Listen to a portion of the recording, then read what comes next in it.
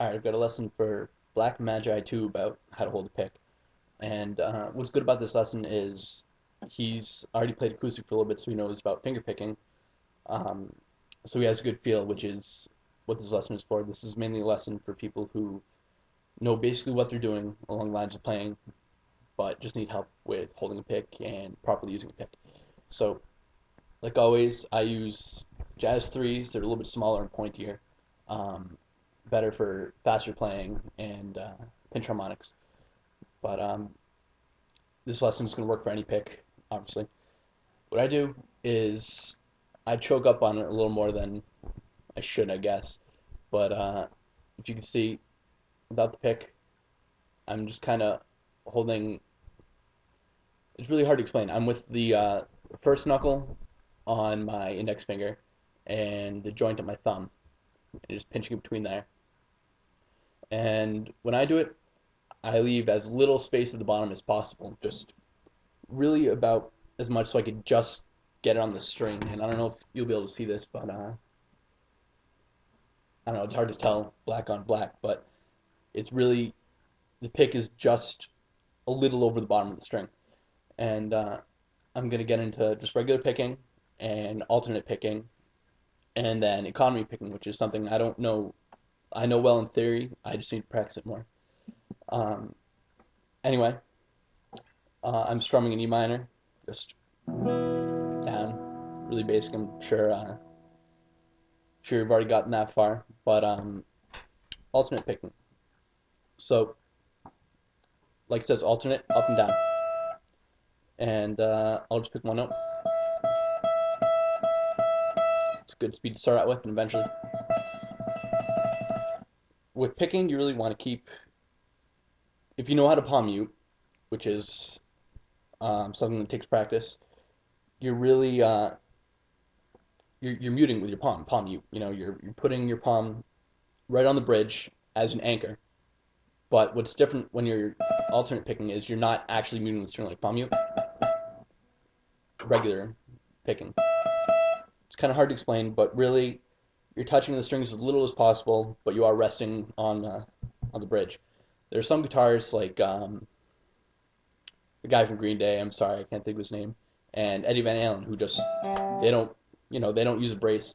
And if that works for you, fine. A lot of acoustic players they don't use the brace, but if you're getting more into metal and more electric playing, then it's always better to have, from what I've seen, it's always better to have a brace.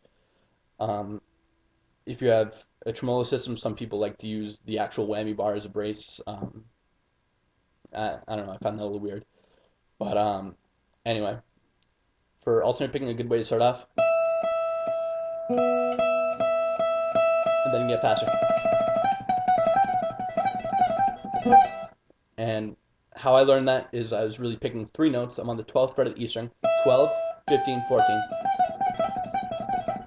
And it's good to get them all clear.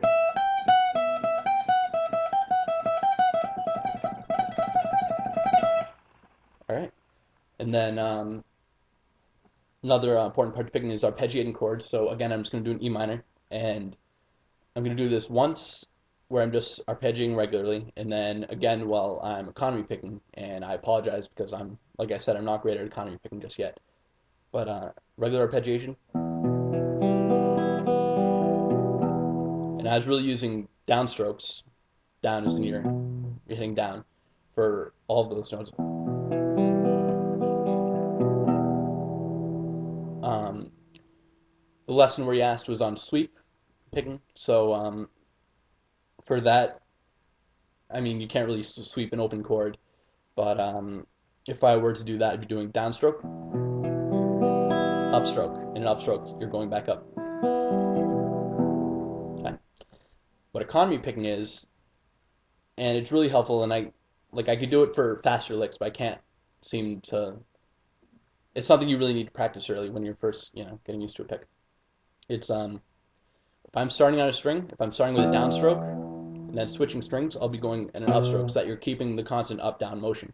So, for example, again, I'm just using an E minor.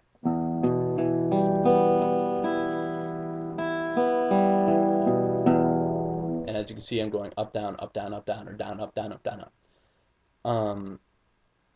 a good way to practice that is just basically arpeggiating a chord. It's something I don't practice much because, frankly, it makes my head hurt. I'm not gonna lie. But if you start early on with economy picking, it'll come to you no problem.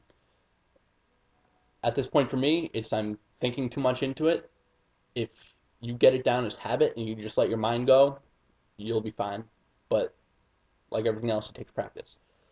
Um, a good lick for that is we're doing we're combining alternate picking and economy picking. That's the same like before, but now we're also going to add the same thing on the B string. So I just did an upstroke. So now on the B string, I'll be doing a downstroke.